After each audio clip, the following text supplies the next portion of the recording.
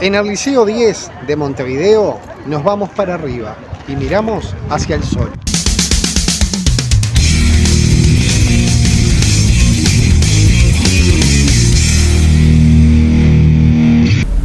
Bueno, vamos a comenzar entonces Sebastián Müller, que nos acompaña en esta oportunidad en nuestro canal Encuentro de Divulgación, para hablar de un evento espectacular del cual hemos sido testigos y que ha quedado registrado por los estudiantes del Liceo 10 de Montevideo. Nos referimos al eclipse anular de sol ocurrido el miércoles 2 de octubre, un eclipse que fue anular, pero que acá lo vimos de manera parcial. ¿Podríamos explicar por qué tuvo esa particularidad, profesor? Bueno, primero que nada, Sergio, gracias por invitarnos. Mi nombre es Sebastián Müller y soy el encargado del Laboratorio de Ciencias del Espacio del Liceo número 10.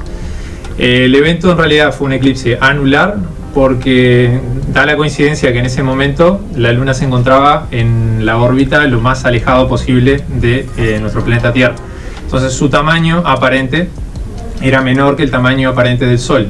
Al no coincidir, se da un eclipse anular que se centra en el medio del disco solar, pero no le da el tamaño angular para poder bloquear el 100%. ¿Por qué era un eclipse anular, pero nosotros acá en Uruguay vimos un eclipse de carácter parcial? La realidad es que los eclipses solares son eclipses muy locales. El observador se tiene que encontrar justo en la sombra, en la umbra se le llama, de totalidad si fuera un eclipse total, o de anualidad en el caso de este tipo de eclipses. Nosotros nos encontrábamos demasiado al norte del lugar donde sí se iba a ver con las características de anular. Entonces lo que vimos fue un eclipse de carácter parcial.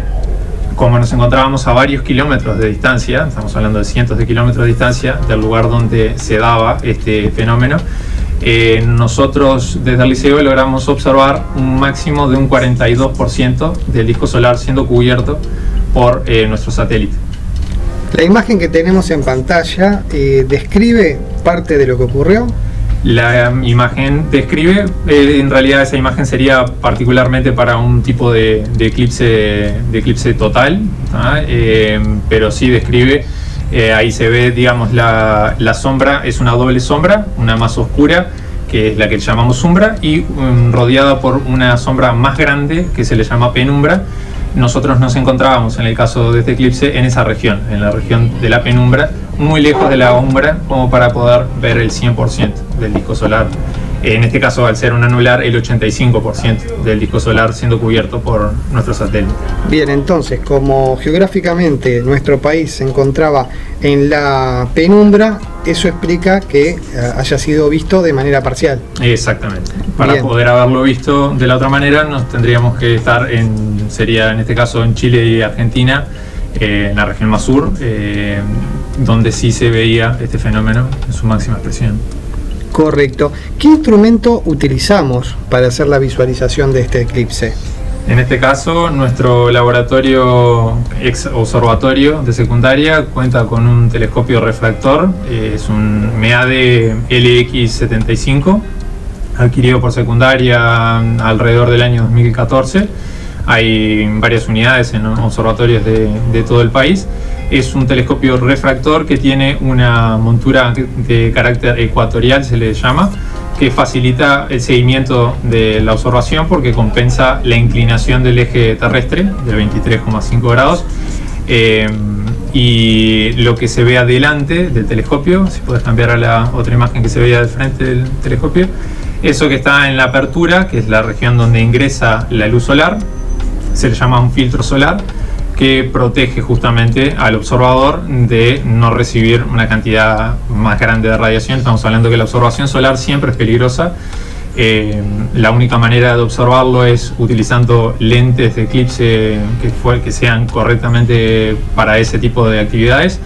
Y en el caso de la observación con telescopios es necesario, completamente necesario, la utilización de un filtro de estas características que el fabricante brinda los materiales para que solamente observando al sol se logra observar algo. Si se apunta a cualquier otra cosa no se vería absolutamente nada, pues estamos hablando del astro con más brillo aparente de nuestro sistema solar. Bien, y que sea un telescopio refractario, ¿qué significa? Hay varios tipos de telescopio, por lo menos estamos hablando de 3 tipos. Tenemos los refractores como este, que lo que utilizan en realidad es un lente que refracta la radiación electromagnética producida por el astro que sea, puede ser en este caso directamente procedente del Sol, y concentra esa cantidad de radiación. Estamos hablando que esa apertura es mucho mayor que la apertura que tiene un ojo humano, que sería de 4 pulgadas. Estamos hablando del caso de ese telescopio, son 152 milímetros de apertura. Entonces es mucha más cantidad de luz concentrada en un punto por ese lente que refracta esa luz, lo que nos permite ver ese objeto. Es como que acercar al objeto hacia nosotros, viendo otras características que serían invisibles para el ojo a simple vista. Pero también se utilizaron una especie de filtro manual en esta observación. En esta observación contábamos con unos lentes de fabricación para observación de eclipses que permitían ver el fenómeno sin ningún riesgo, digamos, para la visión de los estudiantes, docentes y demás que participaron en la actividad. Igualmente, como estábamos diciendo, le estaría faltando ese aumento que permite el telescopio, que nos acercaba al fenómeno, y en el caso de lo que llegamos a observar en esta ocasión, se veía no solamente el mismo eclipse, sino también manchas sobre la fotósfera solar y otros eventos, digamos, astronómicos de interés también, que ya enriquecían la observación. Bien, como hablamos de la fotósfera y hablamos del Sol, y el protagonista de hoy es el Sol, y el evento que vivimos justamente la semana pasada, ¿qué podríamos explicar sobre el Sol? ¿Qué es el Sol? ¿Y qué características son fundamentales en la comprensión de este astro rey? Bueno, el Sol en realidad sería la única estrella que hay en el sistema solar. Todas las demás estrellas son iguales a nuestro Sol, está de tamaños mucho mayores, pero se encuentran a distancias enormes, por eso las vemos como objetos puntuales en la noche. En el caso del Sol, al igual que sus hermanas estelares, es una bola de gas compuesta mayoritariamente por hidrógeno y helio, y tiene varias capas. Nosotros podemos observar a simple vista la región más externa del Sol, que se llama la fotósfera solar. Dentro tenemos el núcleo, zona convectiva, zona radiativa, y tenemos unas capas exteriores que también se pueden ver solamente en los eclipses, pero eclipses de carácter total solar, que no fue el caso del 2 de octubre, que se podría ver la cromósfera, que es más externa a la fotósfera solar, y la corona solar, si hubiera sido un eclipse total, cuando coincide el 100% del disco solar tapado por el disco lunar, quedaría alrededor esta región llamada corona solar, que es una región con temperaturas mucho mayores a la fotósfera, pero que solamente se puede observar en un eclipse por un tema de que la fotósfera es más brillante que la corona solar. Entonces, la primera capa del Sol, ¿cuál sería? ¿La cromósfera o la fotósfera? Sería, desde dentro hacia afuera tendríamos el núcleo solar, que es donde se produce las reacciones termonucleares que mantienen iluminada nuestra estrella. Más afuera tendríamos la zona radiativa, luego la zona convectiva, luego la fotósfera, que es lo que nosotros vemos, y posteriormente por fuera de esa región hay 2 regiones con más temperatura pero menos brillo, que sería la cromósfera y la corona solar, sería la última. La que nosotros observamos a simple vista y en este eclipse fue protagonista, es la fotósfera. La protagonista entonces del eclipse del 2 de octubre, como dice el profesor, fue la fotósfera. Acá tenemos 3 imágenes. ¿Cuál de estas imágenes define el eclipse que pudimos visualizar desde Uruguay? ¿Y qué otra imagen define el eclipse tal cual se dio en otras regiones? La de más de la derecha, estamos hablando ahí que figura eclipse solar parcial, se corresponde con el evento que estuvimos observando y fotografiando desde el liceo número 10. Con su parcialidad justamente, estamos hablando de que una parte del disco solar fue cubierta por la luna, que se encontraba en ese momento en fase de luna nueva. Después tenemos la imagen del centro. Eso sería una representación correcta de cómo vieron el eclipse la gente que ese 2 de octubre se encontraba en el sur de Chile y Argentina, viendo el total de ese eclipse anular. y el del más de la izquierda no se corresponde con este evento. Estamos hablando de que es un tipo de eclipse que se dio en Sudamérica en el 2019 y 2020. También en Chile y Argentina tuvieron la suerte de tener un evento de estas características. Bien, ahí vemos la explicación. Y este mapa que tenemos en pantalla estaría representando entonces la trayectoria del eclipse anular en la zona que es violeta, ¿no?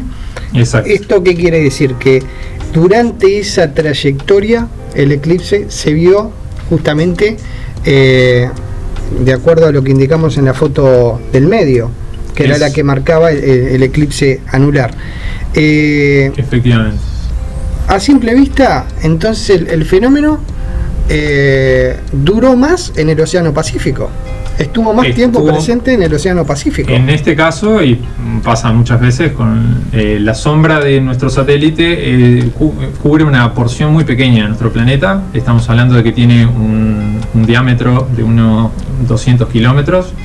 Y como tú decías, Sergio, en este caso, la mayor parte del tiempo esa sombra estuvo sobre el Océano Pacífico, cruzando solamente una pequeña región de Sudamérica, al sur, cerca de Tierra del Fuego, donde si te encontrabas en esa región, en ese caso, en ese esquema en coloración roja, ibas a ver un eclipse anular. Ya si te encontrabas un poco más lejos, iba a ser un parcial, pero con un porcentaje de 80%, más lejos 70%, y en el caso de Uruguay, como ven ahí, representado con una sombra un poco más clara, de color amarillenta, veíamos un 42% del Sol siendo bloqueado por nuestro satélite.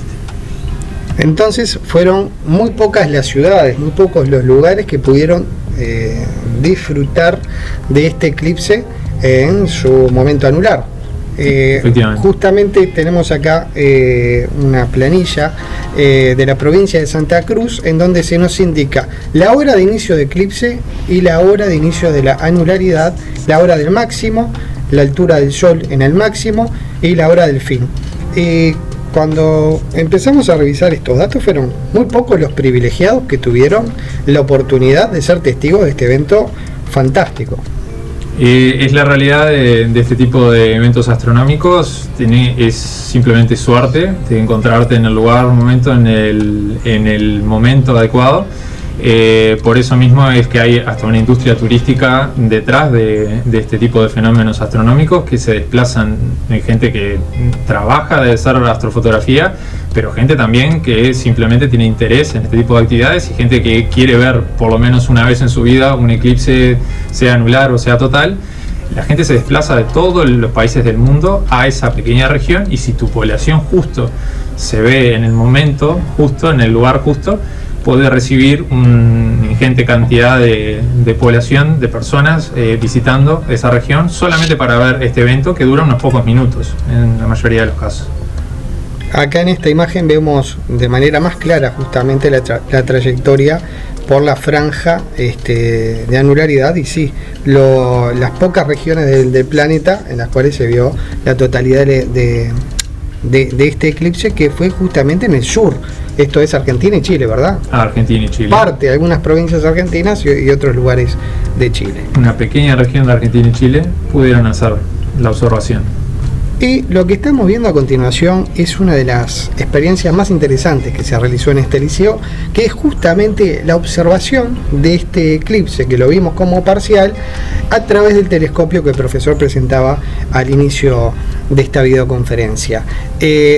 Vamos a hacer una secuencia de fotos y vamos a ir preguntándole a nuestro profesor de astronomía. Esta primer foto, ¿esto qué nos está indicando? En ese caso, lo que se está viendo ahí es la parte contraria a lo que estábamos viendo del telescopio, que se veía el filtro solar adelante en la apertura. Sería un tubo en el cual en la parte de adelante tenía ese filtro, ese lente que yo hablaba de la refracción, y al final se concentra esa luz, poniéndose otro artefacto óptico que se le llama ocular. Eso que se ve ahí es el ocular, donde en el caso de los estudiantes, Sergio, que participó también, y demás docentes que participaron en la actividad, pone su ojo en ese lugar donde se formaría la imagen, en este caso del eclipse parcial. Es increíble las fotos que se han logrado de este eclipse simplemente con la cámara de un celular, bueno, y el instrumento específico que es el telescopio, ¿no? Vamos a mostrar algunas de ellas, por ejemplo esta que vemos también el borde de la mira del telescopio, y acá observamos algunas imágenes que a mí me llamaron poderosamente la atención. Primero, el color. Hay un color blanco y un color amarillo, y se ve la sombra, ¿sí? Cómo va cubriendo parte del sol. Pero también se observan con unos pequeños puntitos. ¿Qué es esto? Ahí está. Ahí lo que tenemos en esa imagen es, a la izquierda sería la luna en una fase que no se ve, a no ser que pase justo por delante de nuestro sol, que sería la fase de luna nueva. Después lo que ven más al centro, que hablaba Sergio, de coloración más blanca, ¿ah? Eso es toda la región, tanto lo blanco como lo amarillo y naranja. Estamos hablando de la fotosfera, solamente que hay una región más en el reborde que se le llama limbo solar, que como esa luz tiene que pasar por una capa mayor de la fotosfera solar, se ve de una tonalidad un poco más oscura. Y lo otro que preguntaba, que es muy interesante, Sergio, es ese tipo de manchas como las que vemos en la parte de abajo a la derecha, que es una mancha de un tamaño importante. Es una mancha solar. Cuando el sol se encuentra en periodos de mayor actividad, mayor cantidad de este tipo de formaciones vemos sobre la superficie, en este caso sobre la fotosfera. Estamos hablando de regiones de por lo menos unos 20, 30, 40, 50, 60 mil kilómetros de diámetro. Quiere decir que nuestro planeta entero entraría en esa región 2, 3, 4, 5 veces. Estamos hablando de una estructura muy grande, y que se da en realidad porque nuestro Sol es una estrella que tiene un campo magnético muy importante, que ese campo magnético interacciona con la fotosfera, haciendo que el gas que está en ese lugar donde es tocado por las líneas magnéticas se expanda, y al expandirse un gas baja su temperatura. Estamos hablando que las manchas solares, están en esas regiones de 60.000 kilómetros igual, están a una temperatura de unos 4.000 Kelvin de temperatura. El resto de la fotosfera normalmente está alrededor de los 6.000, la temperatura normal superficial. Bien, vamos a seguir viendo algunas de las fotos. Acá en esta continuación también se observa mejor la mancha solar, y esta otra foto que acá parece que cambió la coloración del sol, y se observan de la misma manera distintas manchas. Ahí el fenómeno, digamos, debe haber sido un rato después. Efectivamente lo que se ve en naranja en este caso es simplemente de que la foto se logró obtener de una mejor manera para obtener un contraste correcto, y se ven más regiones todavía de manchas solares en esa parte más cercana al ecuador solar, para decirlo de alguna manera. Pero estamos hablando de lo mismo, fotosfera y regiones de manchas solares, que en este momento el Sol está yendo en dirección hacia un máximo solar para el próximo año. Fenómenos relacionados con las manchas solares: a principios de este año tuvimos una tormenta geomagnética de dimensiones importantes que nos permitió ver auroras, en este caso auroras de las australes en nuestras latitudes, que es muy poco usual. Y el Sol está cada vez más activo, así que cada mes va a haber más cantidad de estas estructuras sobre la fotosfera. ¿Qué significa esto de que el Sol esté cada vez más activo, y cómo incide eso en nuestro planeta? En realidad el Sol es una estrella que tiene una actividad que va variando paulatinamente, controlada, porque nuestra estrella ya es una estrella estable, está en una secuencia principal, se le llama, es decir, que está en la medida. Si fuera un ser humano tendría 40 años en este momento, le quedaría todavía la segunda mitad de su vida. Pero ¿cómo me preguntabas? ¿Cómo puede afectar esa actividad solar específicamente a nuestro planeta, a los satélites, a los dispositivos electrónicos? ¿Puede haber alguna incidencia en el funcionamiento de estas tecnologías? La realidad es que sí. Nosotros tenemos registros de que han habido tormentas solares importantes en el pasado. Como les estaba hablando, nuestro Sol tiene un ciclo muy estable de 11 años, de que va aumentando su actividad, y 11 años que baja su actividad. En este momento, al ir hacia el máximo, la posibilidad de una tormenta solar importante cada vez es más probable. Entonces, si hubiera una eyección de masa coronaria, se le dice que coincide con la región de la mancha solar y estuviera alineado con nuestro planeta, podríamos recibir muchas partículas cargadas que nuestro campo magnético va a tener problema para lidiar con ellas. En el pasado eso no hubiera sido problemático, ¿sabes? En el pasado nuestra tecnología no era prácticamente la columna vertebral de nuestra sociedad. Pero lo que ha sucedido, como en 1800 el evento Carrington, ¿sabes? Que en ese momento los telégrafos, que era la máxima tecnología del momento, estallaban completamente por estas partículas cargadas. Si sucediera actualmente, como tú, Sergio, preguntabas, estaríamos hablando de que afectaría las telecomunicaciones, la red eléctrica, entonces podríamos tener serios problemas para lidiar con esa falta de electricidad, porque nuestra sociedad actual depende de un suministro eléctrico constante. Si la Tierra no tuviera ese escudo, que es el campo magnético, esto sería trágico. Haría imposible hasta la vida en el planeta, ¿verdad? Totalmente, ni siquiera se necesitaría una tormenta solar. Si no tuviéramos el campo magnético alrededor, el Sol lo que haría es ir arrancándonos paulatinamente nuestra atmósfera, y sin atmósfera no podría haber agua líquida, y sin agua líquida no podría haber vida. Bien, entonces la Tierra, con ese escudo protector, que es el campo magnético, es la que nos está salvando también de estas partículas solares. Todo el tiempo, no solamente de las partículas solares, sino ese escudo magnético también nos ayuda a reflejar o desviar algunas partículas cargadas de otras estrellas que llegan hasta nuestra superficie. Pero sí, efectivamente es muy importante el campo magnético terrestre. Bien, mientras seguimos conversando con Sebastián, hemos pasado algunas de las fotografías logradas por nuestros estudiantes y hacerle una pregunta sencilla. ¿Cuál es la distancia que hay entre la Tierra y el Sol?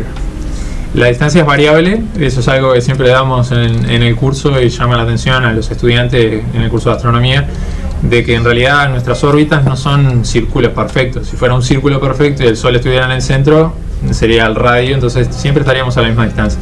La realidad es que las órbitas, como desde la época de Johannes Kepler conocemos, tienen una forma elíptica, y al ser una elipse hay momentos en los cuales estamos más cerca del Sol, que se le llama el perihelio, y momentos en los que estamos más lejos del Sol, que se le llama el afelio. En el caso de la distancia Tierra-Sol, sería una unidad astronómica, se le llama, pero para expresarlo en una unidad que todos conozcamos o trabajemos, que es el kilómetro, el Sol está a 150 millones de kilómetros de nosotros, más o menos. Bien, lo que a veces llama la atención es cómo la Luna puede tapar el Sol si es mucho más pequeña. Es una pregunta que hacen los chiquilines. ¿Cuál es la explicación para entender visualmente que la Luna está tapando parte del Sol en los eclipses? Eso es un fenómeno muy interesante de saber de que es una coincidencia del tamaño de nuestro satélite. Nosotros tenemos solamente un satélite natural y está justo a la distancia para que su tamaño aparente pueda coincidir con el tamaño del Sol. Estamos hablando que es algo que no se da en el resto del sistema solar. Es el único lugar donde tiene un satélite a la distancia justa para bloquear el 100% de la luz procedente del Sol en algún momento. ¿Y por qué se da esto? En realidad la Luna es un objeto que tiene un diámetro de unos 3.400 kilómetros y el Sol tiene 1,5 millones, como aparecía en el esquema al principio, 1,5 millones de kilómetros de diámetro, y en realidad lo que está sucediendo es un tema de distancia. El tamaño se va reduciendo con la distancia, se le llama tamaño aparente. Entonces lo que está sucediendo acá es que el Sol, pese a ser 400 veces en diámetro mayor que la Luna, está 400 veces más lejos que la Luna. Y la Luna es 400 veces más pequeña, ¿tá?, en diámetro, pero está 400 veces más cerca de nosotros, haciendo de que sus tamaños aparentes en el cielo sean exactamente iguales. Cubren medio grado de lo que sería la esfera celeste, el cielo que nosotros vemos. Medio grado es el que ocupa una luna llena, medio grado es lo que ocupa un Sol. Excelente explicación, profesor, nos ha aclarado a todos esa duda. Y mientras hablaba, seguíamos pasando imágenes sacadas por nuestros estudiantes. Algunas de ellas parecen casi profesionales. Es más, en una anterior, acá se puede ver claramente una mancha solar gigantesca. Y de unos importantes tamaños, estábamos hablando de 60.000 kilómetros más o menos, eso perfectamente. Lo cual es mucho más que la circunferencia terrestre, ¿no? 12.800, sí, bastante más. Y como vos decías, está bueno resaltar eso de que estudiantes de secundaria, haciendo uso de los celulares, que es un avance de la tecnología que nos ha permitido a todos tener una cámara de fotos bastante buena en el bolsillo, permiten obtener resultados simplemente necesitando efectivamente un telescopio, que por suerte nuestro liceo cuenta con uno de estos equipos. Bien, y agradecemos las explicaciones brindadas por el profesor, sobre todo con la intención de valorar el trabajo de los profesores de astronomía, valorar a las ciencias, en este caso la que nos permite observar y entender lo que está pasando en el espacio, en nuestro sistema solar, y no minimizar la importancia de tales disciplinas. Así que el otro objetivo de este video es convencerlos a todos ustedes, los estudiantes que se van a anotar a las materias optativas para el próximo año, que justamente también lo hagan por astronomía. En el pasado, en la década de los 90, hubo un intento de sacar totalmente esta asignatura de la currícula y por suerte uno de los referentes más importantes que tuvo la astronomía a nivel mundial en cuanto a la divulgación de la misma como ciencia, que fue Carl Sagan, escribió una muy oportuna carta a quien era ministro de Educación en ese momento, reivindicando sobre todo la curiosidad y la importancia de esta ciencia. ¿Algún comentario al respecto? No, simplemente tus palabras lo reflejan perfectamente.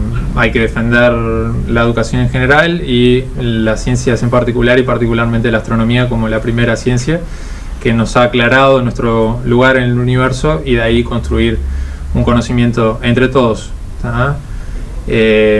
Como tú decías, en su momento también ya se había hablado de sacar la asignatura, pero iniciativas a nivel internacional como la de Carl Sagan nos ayudaron en ese momento, y actualmente hemos recibido también apoyo internacional para que esto continúe.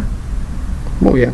Muchísimas gracias, profesor, y por supuesto que nos vamos a estar viendo en próximos eventos que vamos a estar observando, quizás no del Sol, pero sí de la Luna. Efectivamente, Sergio. Muchas gracias. A ustedes por estar ahí.